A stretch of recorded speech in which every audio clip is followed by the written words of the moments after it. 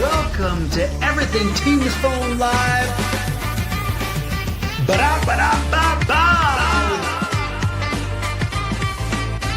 We've got an amazing episode lined up for you. I am excited to talk to you today.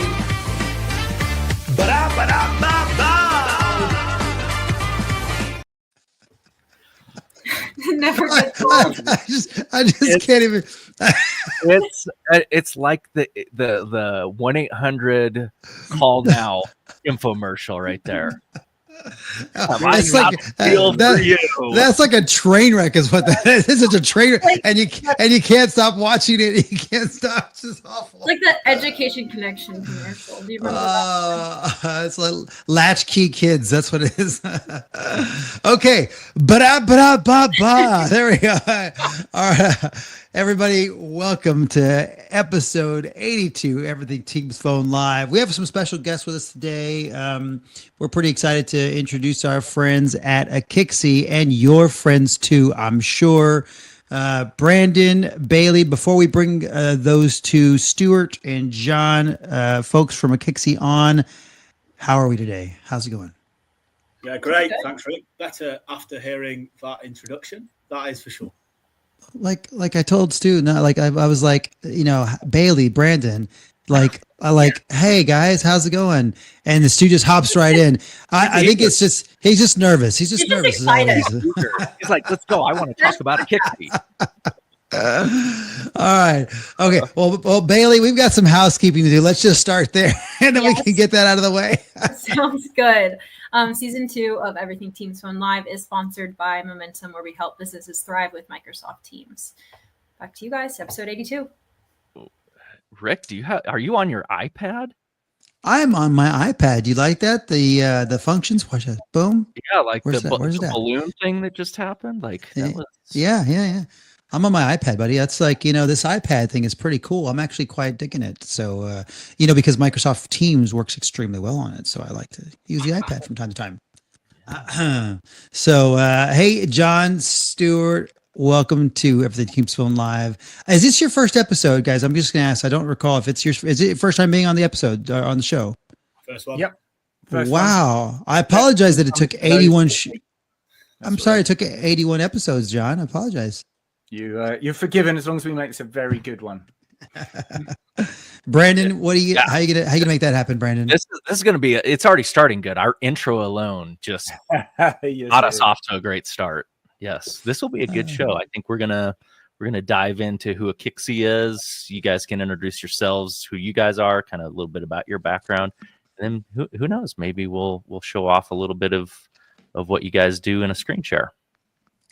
Yeah, that'd be pretty cool. Okay. Well, guys, what time is it where you're at? Because I think you guys come from us from across the pond, yeah?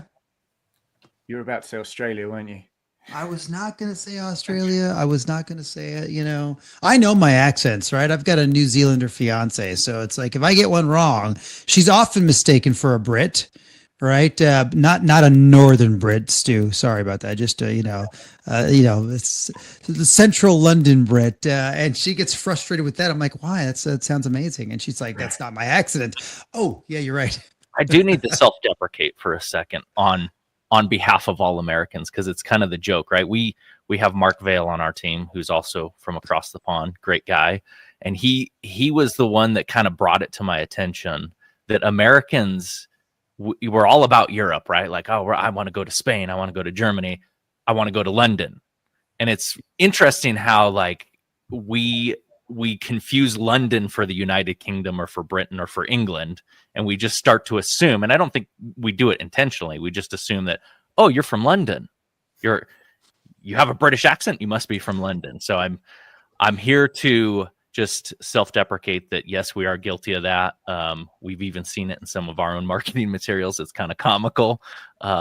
You guys are from the UK, but are you from London? Oh, I am. I'm from Southeast London. Stu? There you go. No, Leeds, the north, proud northern Yorkshire. Yeah, nowhere near London.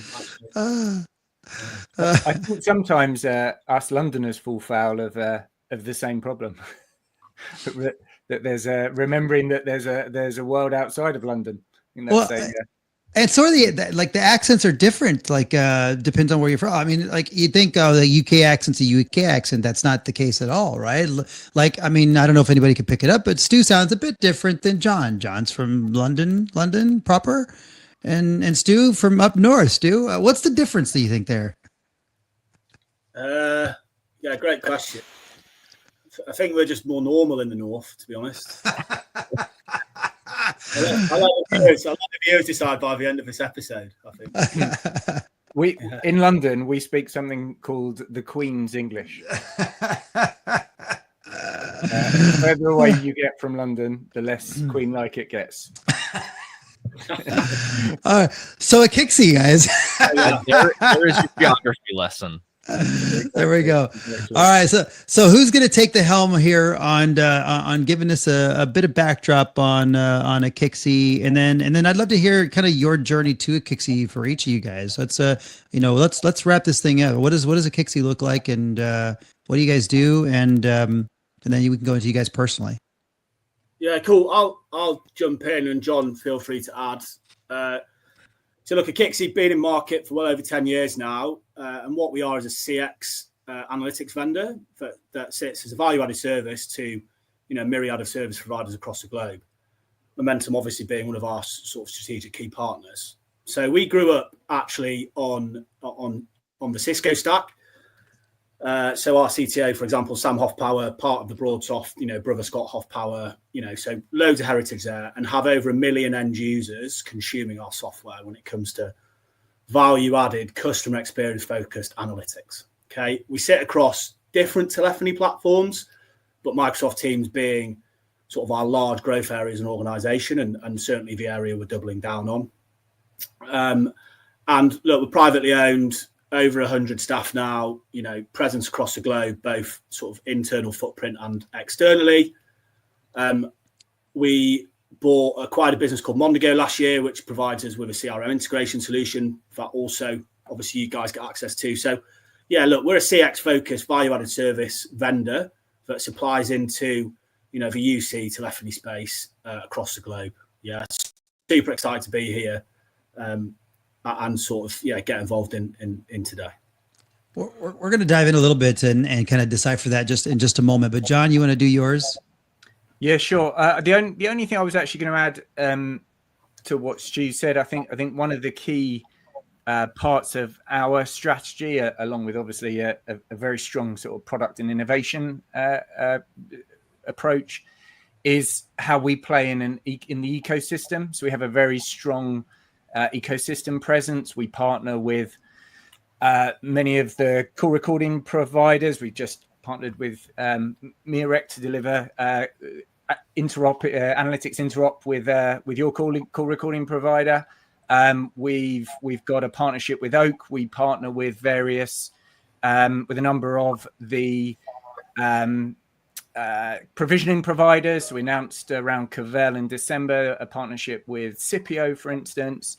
So we try and play very nicely within our ecosystem because we believe that sort of collaboration, co-innovation adds more value and creates a more robust sort of product set for our service provider partners, who ultimately we need to succeed in market, because without their success, we don't succeed either.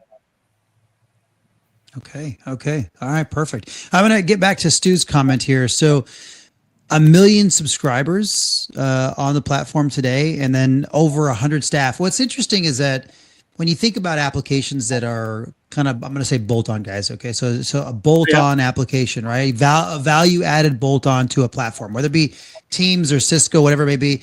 You don't really realize the size of organizations like that. That's pretty interesting. 100 staff members, and then 1 million subscribers on a bolt-on application. Let's dive into that, because when you talk about CX and value add, maybe the audience doesn't know what that means, right? Like we obviously know you guys very well.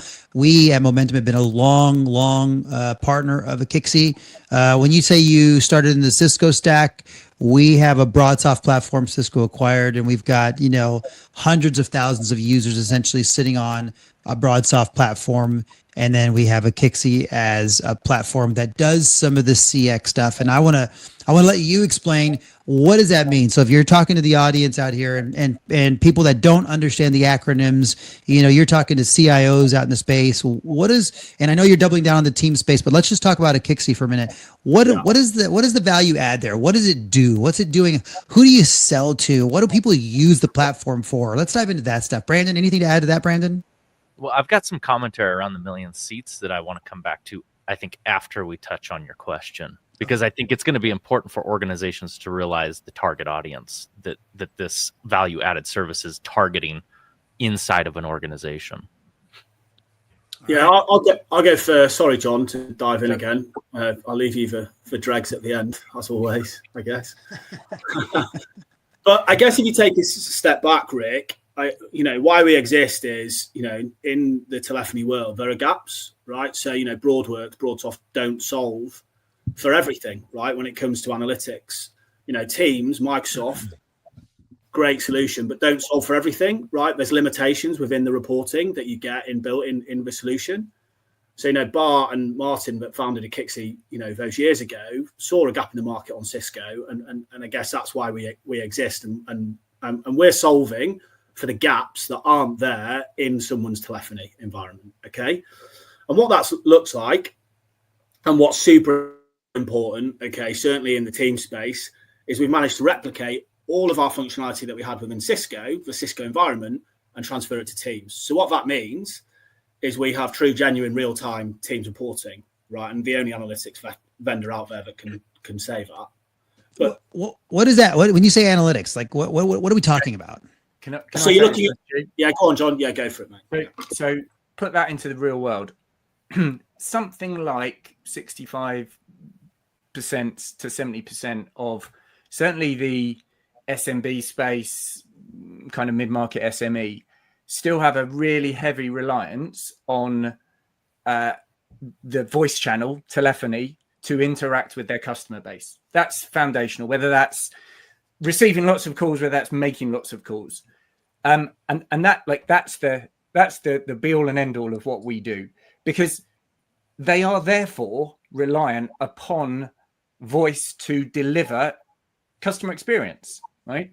And so, it doesn't matter that there's lots of different ways to interact with a customer base nowadays, whether it be email, whether it be social media.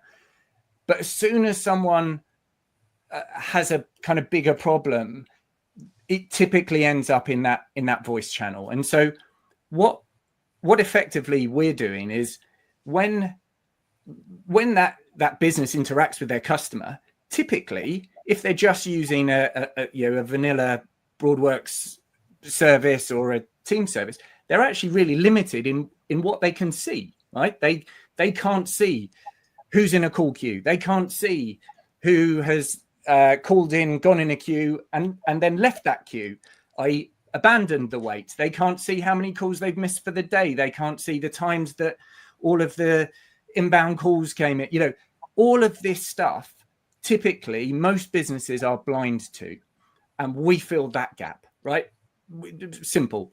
And what that means is that then businesses can reorganize themselves to A, deliver a better customer experience, and B, deliver a improvement in productivity. So have the right number of people answering the calls at the right times, right? And we can talk about some examples, and I'm sure we will talk about some examples of that in a minute. But without that, you're running blind, right? And so we bring that visibility. Very good. Very good. That's what, Brandon, what do you have to add to that, Brandon? So this is where I want to come back to that million seats, because I think it's important for the listeners, especially, the decision makers to understand this. The CX experience can obviously be for a whole entity, like a whole business. And maybe this is two-part. It's commentary followed by a question. If I'm a business and I want to know what my customer experience performance is, right? I'm targeting my employee base that's handling that critical load, right? I want to know, how are they performing? Where are they missing targets? Where are SLA violations happening, all of the things that John just spoke about. And what's impressive to me is to say 1 million users sitting on a platform, to think about how many more millions of maybe users like, back office workers like you and I, Rick, who aren't necessarily on that platform, but still represent that business. So to say you've captured 1 million users, really, there's probably multiple of millions of users within those organizations combined that represent that entity. So that's in my mind, that's a really impressive number, because that million is accounting for whole operations that businesses are doing. I guess the question to you guys is that an accurate assessment from your perspective? Is that kind of how you see businesses taking this down, where they're kind of focusing on that critical team or teams versus, I'm sure the smaller businesses, maybe they just add it to everyone, but what do you guys see in that arena? But both, Brandon, I would suggest. So, some organizations will want to see how their teams are speaking to one another. They want to see how their back office staff are picking up internal transfers, because they're all part of that customer experience journey. And some end customers, and we don't sell to end customers, right? We sell through our channel providers. We don't have an end customer play. But it's really cool to get involved in those conversations and understand sort of the use cases. So some will have an internal SLA based on ring time that you need to pick up an internal call for. And obviously, John did a great job, right? Much better than me, providing an overview of Akixi. But we've got 250 real-time metrics, over 400 in total. So there isn't, we're a bag of Lego that you can build and put together for any use case is a reality. But the great thing is if you've got businesses that have, customer service agents, you've got, real focused customer experience teams that have a lot of high contact time over the phone. Yeah, you can just provision those users to understand the journey. So it's business dependent, and we'll support whichever version and whatever's important to that end customer, we'll support. Okay.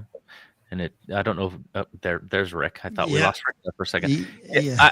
I always find it intriguing. My background, not that this show's about me, but my background is, I come from 5 years at a massive BPO contact center outsourcing company. So obviously I don't disagree that, some entities want to know the analytics across the board. But it's always fascinating to me, you brought up one, like an SLA around how many rings before you pick up that call. It's always fascinating to me how granular companies want to be on performance. A lot of us don't think about, oh, my phone rang 3 times, I better pick it up. But yet there's companies out there that care about that. Yeah. And actually, the more complex the use case, the more complex the requirement, A, the more interesting it gets, but B, the more we come into our own as well. So like we work with via partners. We'll work with maybe think about like a franchise. In the UK, there's lots and lots of veterinary practices that are all getting bought up by VCs, right?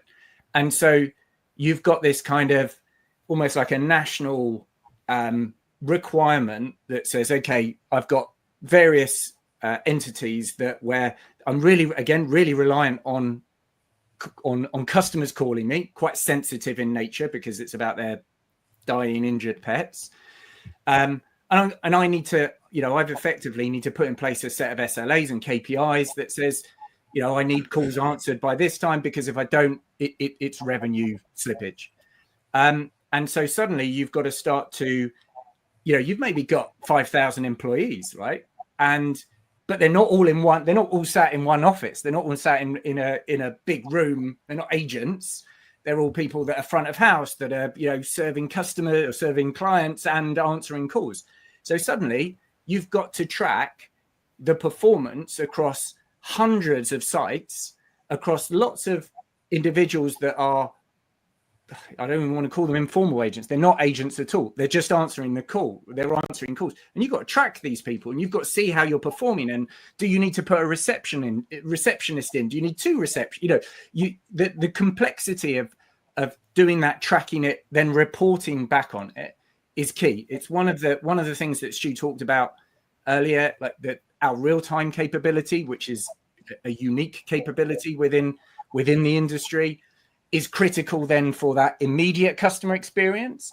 And then that ability to build out personalized reports to track the KPIs in the way that you need to track them is then critical to look at your performance on an ongoing basis. That's a great example. The whole brick and mortar, I'll call it retail brick and mortar scenarios where maybe business leaders aren't like I like how you said it. They're not all sat in a contact center, right? And maybe businesses don't necessarily think about that. They go, well, we're not a contact center. We don't need that. But what a great example of why you need it. It's funny because that's exactly when you even said front of house and back of house. I want to say, John, we have vet customers, and literally their extensions are named front of house, back of house, and you gave hundreds of locations. Now they have like I think in the 50s or 60s or something like that locations. But you're exactly right. Bought up by PE firms for growth, and they just acquire, kind of just scoop them all up. And it's interesting. How do you look for ways to improve the efficiency of those organizations, right? And so knowing that the phone is still a huge portion of the communications that happens, from a revenue perspective, that's how it comes in, right? I'm calling because let me just say, if there's a problem with my cat, as an example, I'm not sending in a chat, hey, my cat's a little busted up. Do you got a time for him to come on in? It's good. It's going to be, oh my gosh, I've got to, it's my cat's hurt. Do you have a spot for me, right? So being able to adjust that. If no one answers that call, what do? You go back to your Google search engine, or maybe it's your ChatGPT search engine now, and you look at the next one on the list, and you find the next one, and just like that, right? Because it's an emergency now, so you don't hang around. Yeah. So that's very cool. Let's break this down a little bit. So when we talk about business, and we're talking about analytics, and I want to kind of give the audience what we're talking about from an analytics perspective, because if you're in the space, you kind of know it, but calls come in, the volume of calls that come in, when they come in, who's calling, the numbers they're calling from, how long they're waiting for you, what are some key metrics, and Stu, I think you said like 400 data points and, however many data points there are, but what are some real key statistics that you guys see? And let's just stick with this kind of vet sort of theme going on right now. What kind of statistics do those organizations find handy? And John, you said something that's interesting. So they can adjust their business practices to better meet the demand of the customer. Okay. So that's the bottom line is efficiency in helping that customer. So when we say CX, it's that customer experience, right? How do we make that better on the phone, right? Yeah. While they're calling. So what are some key data points that people are typically looking for that you guys see in the space like this? Things like call distribution throughout the day, Rick, so they can staff accordingly, make sure they've got, enough phone handlers at each veterinary practice at, the right time. We store data for 12 months rolling, right? So they can make informed business decisions to make sure they have enough staff on. I'm going to just stop you just because you just said something right now. Hang on. So let's just say you've got an office that has not a gap in calls, but you got an office that has a larger volume of calls than my office, maybe 5 miles away, 10 miles away, whatever, right? So they've got a large volume of calls, and they've only got 2 people, let's say, at the front desk, or 1 person at the front desk, and they've got a lot of calls coming in because they're really busy. They're back of house mostly because they're fixing pets, right? So you're saying, I can see how many calls this one gets, but then I've got a quieter office that can just take the reservations for the busier office so you can see though that call distribution is kind of what you're referring to. Is that right, Stu? Absolutely. Yeah. Okay. Right. Okay. So you can see that in real time you can see that in real time, so you can action it, on the fly if one of those veterinary, practices was super busy, and you could redirect, and then you can also make informed decisions by running it over a period of time, and then staffing accordingly to make genuinely informed decisions. So yeah, you can do it both ways, right? Both on the fly if it's unexpected and busy, or informed decisions over a period of time. To directly answer your question, Rick, what is it that a business who deploys Akixi Analytics would see. So as well as the ability to create bespoke personalized reports, we also deliver pre-canned reports, if you like. So someone can, and the idea being that super simple, you can be up and running in minutes, and you don't need any kind of training to actually be able to consume the key insights. So we've built, based on our experience of what we see our client base, our customer base using, we've built out a set of pre-canned reports. So for instance, you get an insights dashboard where you can see calls received, missed calls, unique missed calls, average answer, average abandon rate, and longest wait. We have a what's happening now report where you can see real time what active calls have I got in play, what was the ring time, what's the talk time, what was the calling number, what's the termination number, if it's as well, what are the unreturned missed calls, so I can then look at what time I received the calls, what the numbers was, and I can return them. Those types of things. That's what we're talking about when we talk about call analytics. That's perfect. I think that's a great explanation. I think the audience gets it now. And again, analytics to make your business more efficient with the staff that you have and all these sorts of reports that you guys have canned and customized. I think that's really helpful for nearly every business that has interactions over the phone, to be honest, right? I mean, that must be why you guys have 1 million subscribers for an application. Yeah. And one of the other, we focus, and I do it lots as well, get really focused on the inbound. So on anyone who's receiving lots of calls in from a customer base. But there's really interesting use cases on the outbound piece as well. We have recruitment businesses that use our analytics capability to track the performance of their recruitment agents, to see how much time they're spending on the calls. I remember we were at a dinner once at one of the I think it was a Cavell event, and I sat with my CEO, sat next to another CEO. And he said, he said, what do you do? We said, analytics. He said, I use analytics. And he pulled out, he said, I've just got this one thing, this dashboard that I use. And he pulled out his phone and said, he said, I've got this average here. He said, I don't care about the average. All I care about is the outliers. Who's spending too much time on the calls? Because they're probably doing something off. Who's spending not enough time on calls? And it was good because it was our dashboard. But it was really interesting to see you got a CEO there of a business with a team of sellers, and he's tracking it to see the performance of his sales teams. Interesting.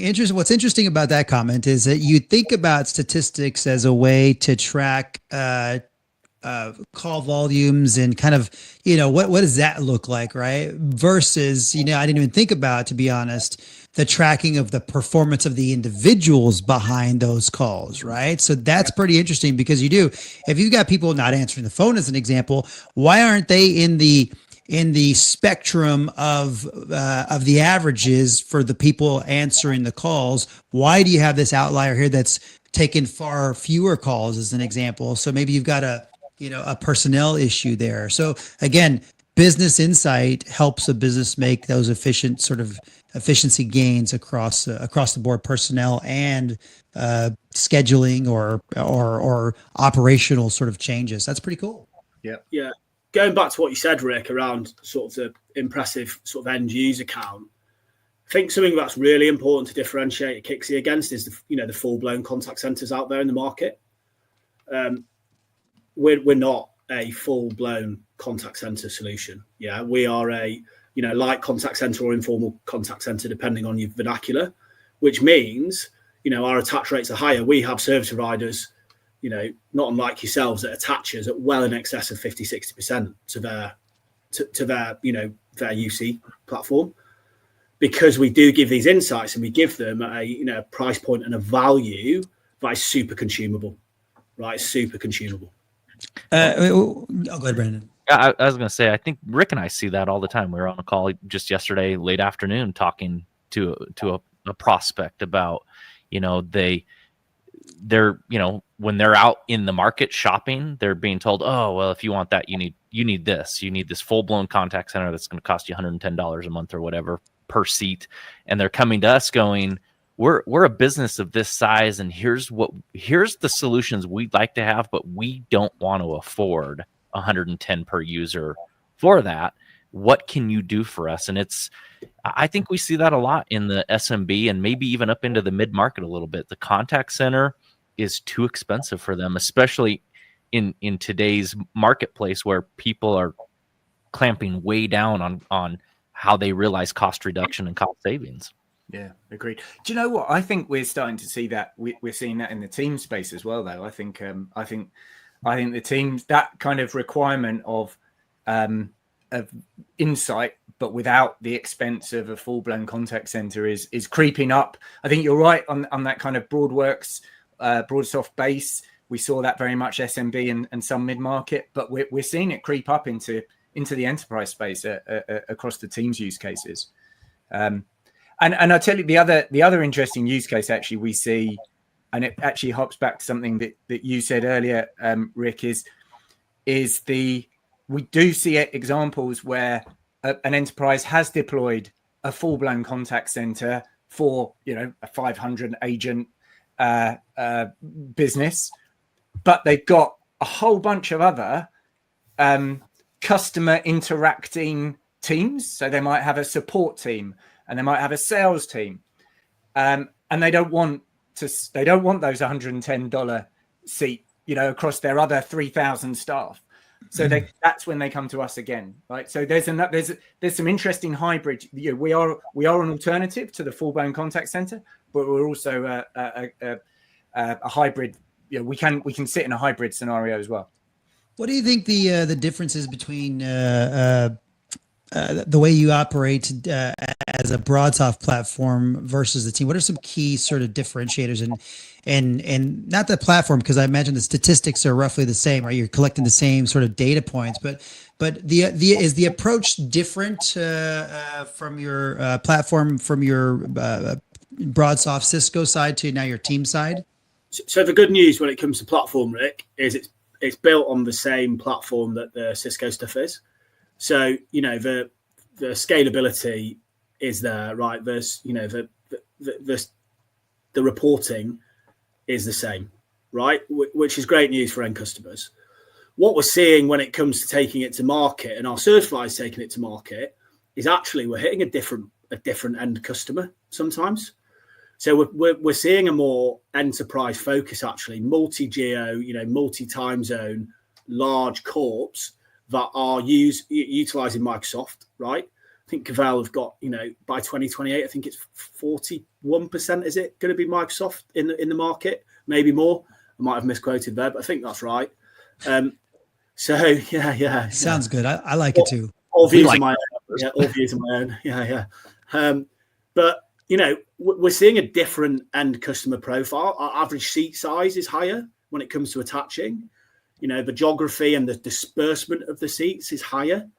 And we're having some really cool conversations, which is nice. But the platform itself, it's built on the same stack the Cisco stuff is, but the way we've integrated into Microsoft, that's been the really clever stuff that our engineering team have managed to, that's been the big lift for us, Rick. So, and I think I wanted to get to something like, from a Broadsoft perspective, it's a portal, right? You got a portal that you use to access your stats, right? I feel like the difference with teams now, and we know this because we do teams with you guys, right? Is there is a much like us at Momentum, we're a very much teams first approach. When Brandon and his innovation team looks at works with product and says, hey, what kind of services do we want to embed? It starts with what's the experience like in teams. So I think that's pretty interesting. Is it's a teams first approach with you guys? Is that how you're looking at teams in general, or is that just with us? Absolutely, teams first approach. I mean, in a lot of respects, they've won the that collaboration space. It's the first application a lot of the times that a knowledge worker will load up when they get into the office or when they're working from home. So we wanted to enable those individuals, the supervisors, the customer service managers, the sales managers, to be able to load up and report against the full Akixi power within the team's environment. So that's why I've got a native app within there. Absolutely. I think it's super important. When we built our team's product back in the planning stages, we sat down. The first thing we did was sit down and go, right, what are the three, what are our key tenets? What are the three things that we have to deliver against based on our experience within our Broadsoft product? And essentially it's what we've stuck to. So we said, number one, we have to deliver real time, right? It's what everyone values about what Akixi can do, is that real-time visibility, because really that's the only way you can truly impact CX. Number two, it's got to be super easy for our partners to deploy, provision, and manage, right? So operationalize.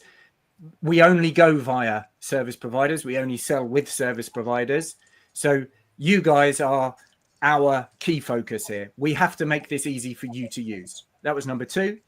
And number three was we've got to make the user experience, whether that's the continuation of the number of metrics, the availability of metrics, but also whether it's how you consume those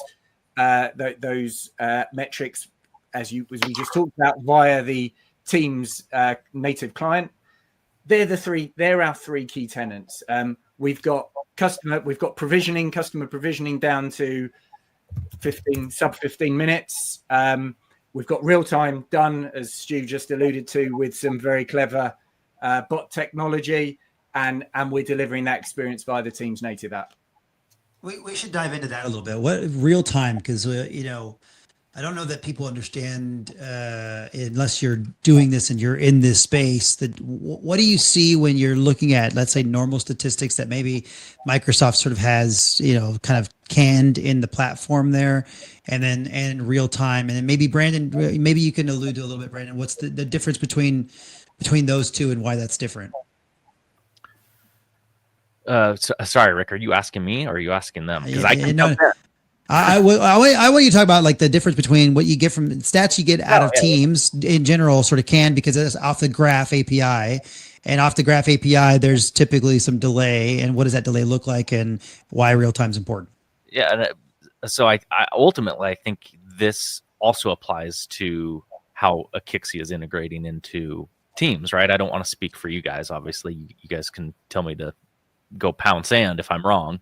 But from a Microsoft perspective, Microsoft is fairly limited in the data that you from a historic perspective, right? You've got, they come out with these various, and this isn't a knock on Microsoft. Everyone knows this is just the way it's been.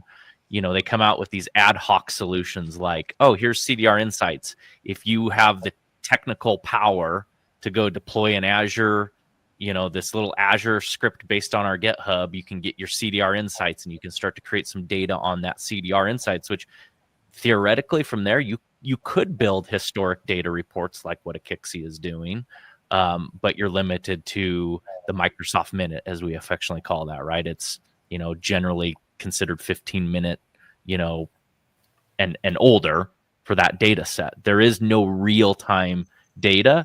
Obviously, Microsoft is coming out with what they're calling the Qs app. That's a $10 per user per month uptick to get a very light version of real time. And really all that real time is showing me is there a call sitting in queue?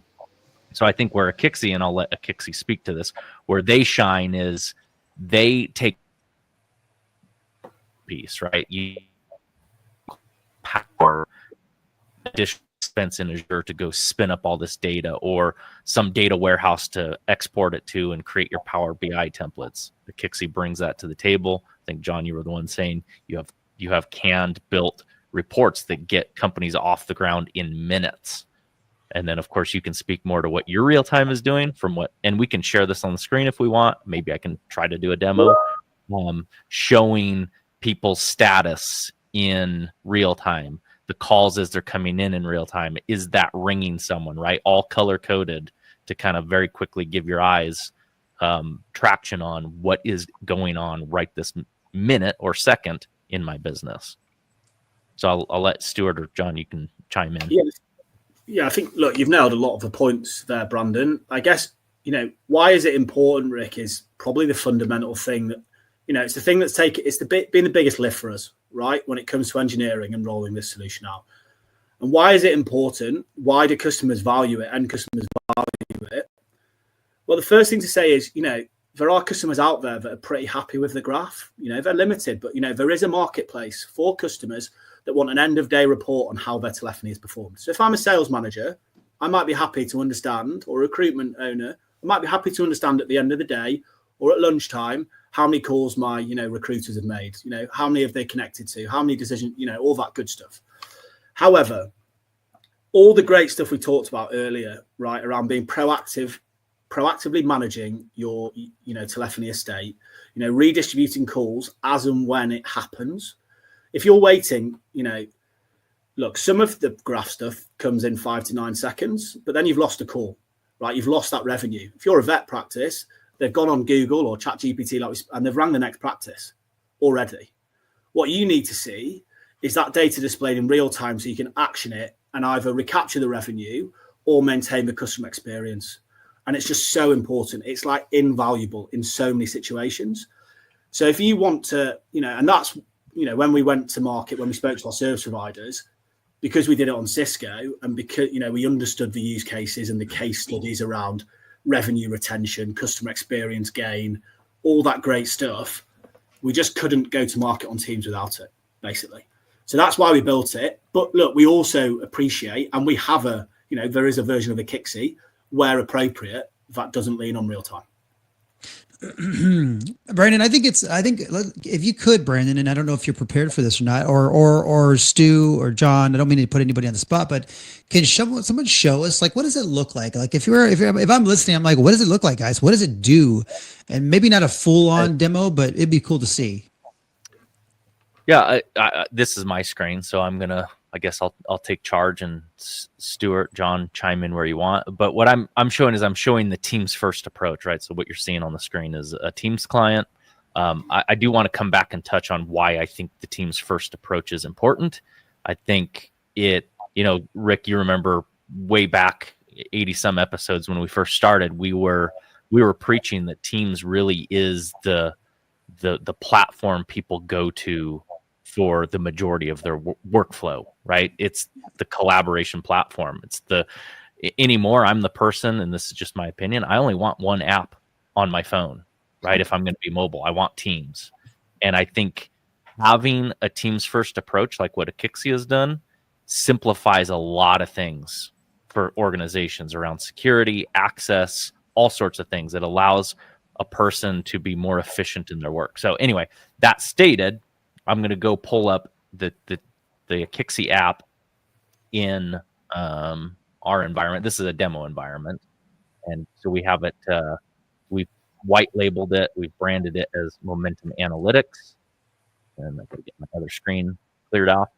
So we can talk about, and Stuart, John, I'll lean more on you to talk about this stuff as far as historic versus the live. And we don't have to go into deep detail, and then maybe when we get to the live dashboard, I'll attempt to bring in a real-time call just so our viewers can see that call pop up. I'm crossing my fingers now, hoping I haven't changed my user, but we'll see. So let's start with this is the Insights dashboard. What's it telling us? Yeah, so it's what John explained earlier. It's giving you an overarching view of what's going on in your telephony estate, basically, Brandon. So, how many calls you received, and if you go into the top right, you can actually change the time frame this is associated to. So this could be a real-time view. It might be last week. Sorry, wrong button. Always hard when I'm talking and you're driving, but that's okay. But you can change the time frame. So you might want to see today, you might want to see this week, you might want to see what's going on right now. It gives you an inkling into what's going on. So like we said earlier, bottom left, you've got like how many calls your business is receiving by half hour in the day. So you can do that, staffing accordingly process. How, what's your average answer time? I mean, amazing. It's 1 second. How many calls you've missed, unique.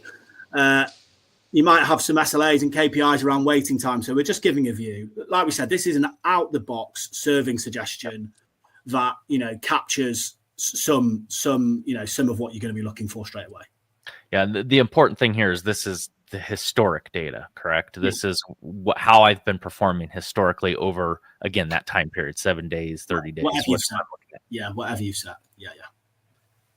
All right. Any other things worth highlighting, or do we want to just hop right into the real-time view just so our users get kind of a view of that? I know we're running up against probably the top of our hour. Let's jump into what's happening now. Because this is again, out the box serving suggestion. I think all these colors can be changed. It can be, look prettier, but this gives you a real-time view of what's going on. So how many calls you've got coming in, how many are abandoned, what your average answer time is, and then on the left. So if you had any, incoming calls, they would alert to the left in that chart. Okay, your busy lamp field would change immediately because we're accessing the real-time data. And then on the right-hand side, and I'm not sure it's loaded here, probably because of the demo environment, our run return lost call report would be there. So if you had an abandoned missed call, it would show up immediately. You could click that call and return it. So just what we spoke about in terms of one of the big use cases, revenue assurance, reassurance, and recapture, all happens on this dashboard. Well, this is where I'm crossing fingers and toes. I'm going to bring in a live call. I'm crossing my fingers, hoping it shows up, because we are Everything Teams Phone Live. There we go. I've got a 100% demo success rate. So I was just going to say, Rick can tell you some blunders on our shows in the past. But here we go. Let's see what happens. We should see a call pop up in ringing status if my phone works.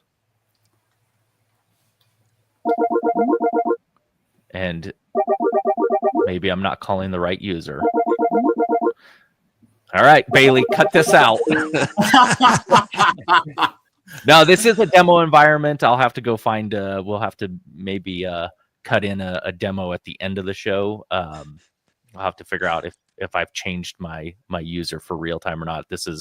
We're constantly changing this environment. So. This is pretty cool to look at, though. Like, I mean, I like this. You can see the inbound calls. If this is all real-time information for an organization, this is all super important. Let's just tab over. What's on the next tab, right? Let's just kind of kick the tabs down the line and see what it looks like. Yeah, if you go wallboard, this is pretty cool. So again, you customize this a little bit. I mean, the colors are pretty interesting, Brandon. Thanks for that. They look really cool. Well, I don't know who set this up. Yeah. But, you can create a wallboard in less than 10 seconds with Akixi, right? Out the box, just go. And actually, as an organization, if you didn't want to consume this within Teams, you could access this via the browser, stick this on a screen in your office, right? And it becomes your company's Bible as to how they're performing telephony-wise, right? So that's really cool, because in certain cases, you might want to do that. So this, again, could be a real-time view of what's going on. You can put different service levels in there. You could have flashing lights in here. It can play sounds if you're not hitting your service levels. Loads of really cool stuff. And this is a genuine wallboard that ticks up as and when things happen. Whenever I see the wallboard, I kind of always think about it. This is when I go into my use cases. I always think about this in a different, in any setting you can think of, right? So I took my car into to a dealership to get serviced. Big chain of dealerships across the southeast. They're an Akixi customer, and I was sat behind the receptionist watching her with this up in front of her, right? Which was quite a cool moment. Put this into a doctor's surgery, a chain of doctor's surgeries. Put this anywhere, right? And this is what they'll use to make sure that they are doing what they need to do to deliver good customer experience. Yeah, and Brandon, if you go to that modify tab that you had open before, you can start seeing the kind of stuff you can add in really, really quickly. So, if you toggle to advanced, Brandon, as well from basic, start setting SLAs around times, you can really, really customize this, Rick, is what I'm saying. This is a, version 1. By the time this gets to an end customer, you're at version, 10 by the time we've customized it and made it relevant to them. What's interesting is this whole thing sits in Teams, and it's like I love that it does utilize the whole single screen or kind of a single pane of glass, if you will. We've in the telecom space, we've been pitching that for I don't know, 15 years or so, right? So this really does this whole Teams first approach. And then I think you're doubling down on the team space is interesting. What are there now? 320 million team subscribers and then sort of 20 something odd million PSTN subscribers on the phone system. So yeah, and in between that, you've got it's about 80 million Teams phone licenses. So you got 60 million a 60 million addressable market there of untapped, inactive Teams phone seats. For those of you from Microsoft, that's your white space is what we call it, right? So there's a lot of white space there for the opportunity. And that's essentially, I mean, John, I'm just going to repeat exactly what you said just one more time because it's pretty significant. There's 60 million people out there that are paying for a phone license within their team subscription and don't have PSTN attached to it yet. 20 plus million already do. So there's a significant opportunity in that space. And I mean, Stu, I think you said something that Cavell mentioned, by whatever year, it's going to be 40% from a penetration perspective. If you think about the global seats, what's that, 450 million global seats on UC, something like that are out there that are addressable today and growing.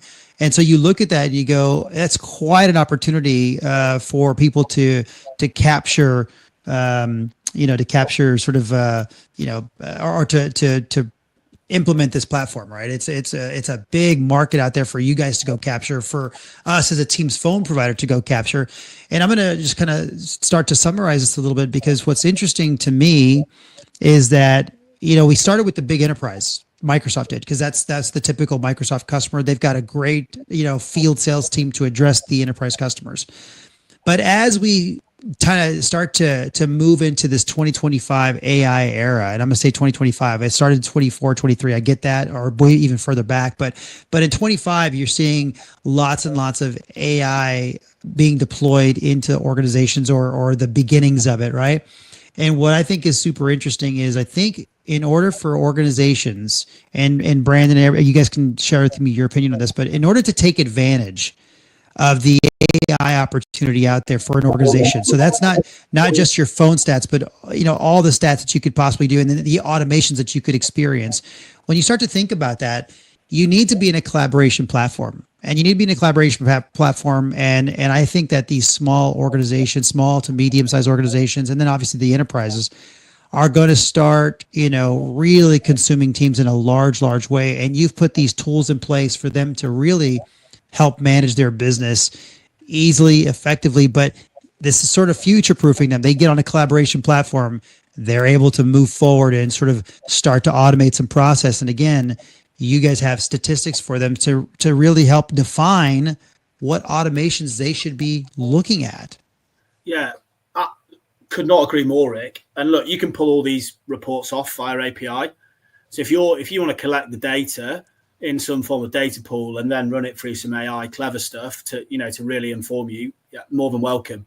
Akixi has an AI program initiative that we're working through with Brandon actually. So we'll start pulling in some really clever, sexy stuff to the environment. And when you look at use cases across both our CRM integration, adding that into this stack, adding some form of transcription and the analytics around telephony, you start getting really clever and really cool with what you can achieve when it comes to AI. Well, go ahead, Brandon. Sorry. I was going to say, I've had some interesting conversations, and just really quick, I am coming back to the real time. I think we've got it working now. I just want to make sure people can see, there's just a config issue, so you can see it's ringing me. You can see the status. I'm not going to answer it just because it'll mess up my audio, but it goes into, the missed calls so that you can go recapture that potential revenue. But anyway, back to what Stuart was saying, and let me get rid of my screen here. I've been talking with your product development, product innovation teams as well around, how AI can be leveraged. And I think there's some really cool things that you guys are going to be working on. Don't think we're really allowed to say anything yet, but I'm excited to see what Akixi is bringing to the table for that AI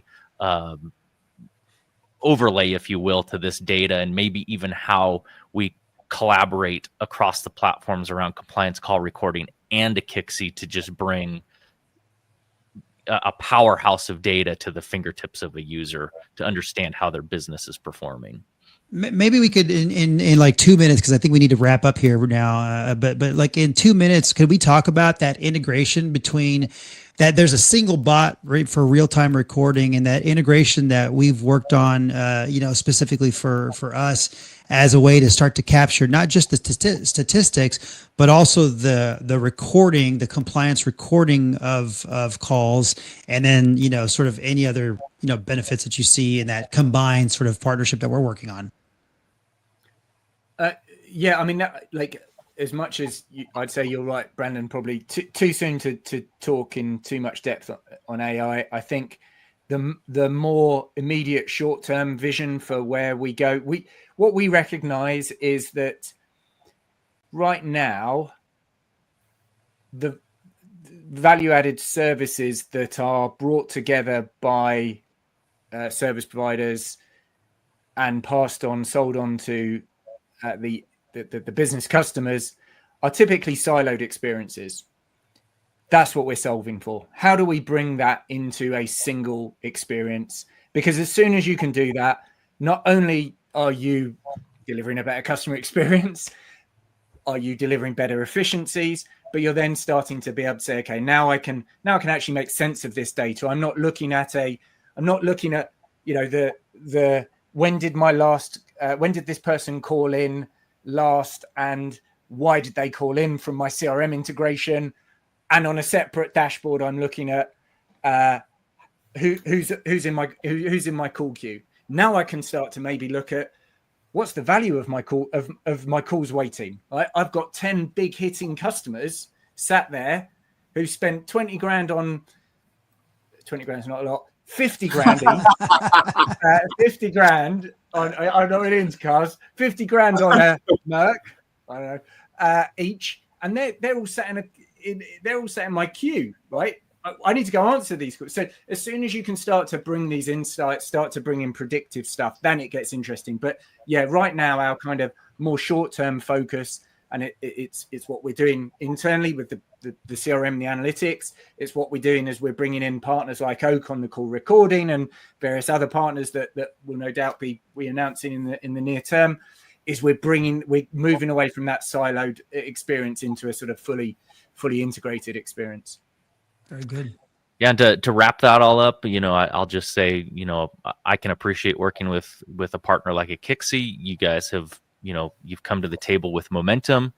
You came to the table with our compliance call recording platform. You brought that solution together, like you were just talking about, John, where we're getting ready to deliver customer number one on that integrated solution. A big financial company that needed that wanted that real time analytics, but had a compliance requirement in the industry that they had to call record. And so again, roadmap wise, looking forward to how now we start to layer in some AI tooling to bring it all into a really beautiful experience for the customer. Yeah, absolutely. Love that. I think that's a great spot to stop, right? The beautiful experience for the customer. Done and done. Hey, guys, we know it's late across the pond. We certainly appreciate you guys hanging with us here on Everything Teams Phone Live, episode 82. Bailey, are you there, Bailey? Brandon, great job on the demo. Bailey, thanks for pulling this together. We appreciate it. And then John, Stu, man, awesome to hang out with you guys. As always, you guys make a trip out to London. Super fun for us, and certainly when you guys came out to Florida most recently to hang with us a little bit, and Andrew, we're missing Andrew on the podcast here, but we appreciate the partnership, and we're excited to take the single pane of glass statistics out to market to all of our team's customers. I think that's a wrap, guys. Yeah. Appreciate it. One of our favorite partners. Thank you very much.